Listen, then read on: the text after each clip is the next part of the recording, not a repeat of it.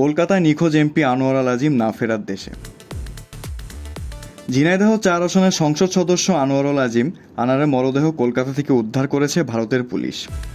বুধবার ২২ মে সকালে কলকাতার নিউ টাউন এলাকার সঞ্জীবা গার্ডেন থেকে তার মরদেহ উদ্ধার করা হয়।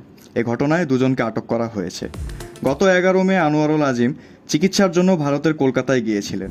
পরদিন চিকিৎসকের কাছে গিয়ে আর ফেরেননি বলে জানিয়ে ১৮ মে কলকাতার বরাহনগর থানায় একটি সাধারণ ডায়েরি জিডি করেন গোপাল বিশ্বাস নামে স্থানীয় এক ব্যক্তি। গোপাল বিশ্বাস জিডিতে উল্লেখ করেন, আনোয়ার আল আজিমের সঙ্গে তার ২৫ বছর ধরে পারিবারিক সম্পর্ক। জিডিতে উল্লেখ রয়েছে, ১২ মে সন্ধ্যা ৭টার দিকে আনোয়ার আল আজিম কলকাতার মণ্ডলপাড়া লেনে গোপাল বিশ্বাসের বাড়িতে আসেন। তিনি কলকাতায় আসেন ডাক্তার দেখাতে। পরদিন ১৩ মে স্থানীয় সময় কলকাতা বেলা ১:৩০টার দিকে ডাক্তার দেখানোর জন্য গোপাল বিশ্বাসের বাড়ি থেকে বের হন আনোয়ারুল আজিম। যাওয়ার সময় তিনি বলে যান দুপুরে খাবেন না, সন্ধ্যায় ফিরে আসবেন। পরে তিনি কলকাতা পাবলিক স্কুলের সামনে এসে নিজেই গাড়ি ডেকে চলে যান। জিডির তথ্য অনুযায়ী আনোয়ারুল আজিম সন্ধ্যায় গোপাল বিশ্বাসের বাসায় ফেরেননি।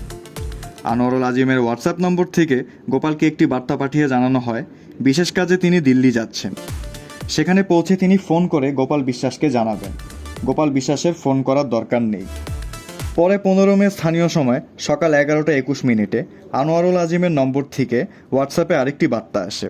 তাতে আনোয়ারুল আজিমের দিল্লি পৌঁছানোর কথা জানিয়ে বলা হয়, আমার সঙ্গে ভিআইপিরা আছেন, ফোন করার দরকার নেই। আনোয়ারুল আজিমের নম্বর থেকে একই বার্তা বাংলাদেশে তার বাড়ির লোকজন এবং ব্যক্তিগত সহকারীকে পাঠানো হয়। এরপর ১৬ মে আনোয়ারুলের নম্বর থেকে তার ব্যক্তিগত সহকারী আব্দুর রৌফের নম্বরে একটি ফোন আসে বলে জিডিতে উল্লেখ করা রয়েছে। এই বিষয়ে বলা হয়, ব্যক্তিগত সহকারী ফোন ধরতে পারেনি। পরে আনোয়ারুল আজিমকে ব্যক্তিগত সহকারী ফোন করেও আর যোগাযোগ করতে পারেনি। পরদিন ১৭ মে আনোয়ারুলের মেয়ে গোপাল বিশ্বাসকে ফোন করে জানান তার বাবার সঙ্গে যোগাযোগ করতে পারছেন না। তারপর তিনি আনোয়ারুলের পরিচিতদেরকে ফোন করেন, কিন্তু তার কোনো সন্ধান মেলেনি। এর মধ্যে আনোয়ারুল আজিমের মেয়ে মুমতারিন ফেরদৌস বাবার খোঁজে ভারত গেছেন বলে পারিবারিক একটি সূত্রে জানা গেছে। এমন অবস্থায় আজ বুধবার তার মরদেহ উদ্ধারের খবর আসে। আনোয়ারুল আজিমের আনারের পৈতৃক বাড়ি ঝিনাইদহ কালীগঞ্জের মধুগঞ্জ বাজার এলাকায়।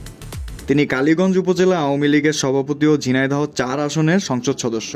২০১৪, ২০১৮ ও ২০২৪ সালে টানা ৩বার আওয়ামী লীগ থেকে তিনি এমপি নির্বাচিত হন।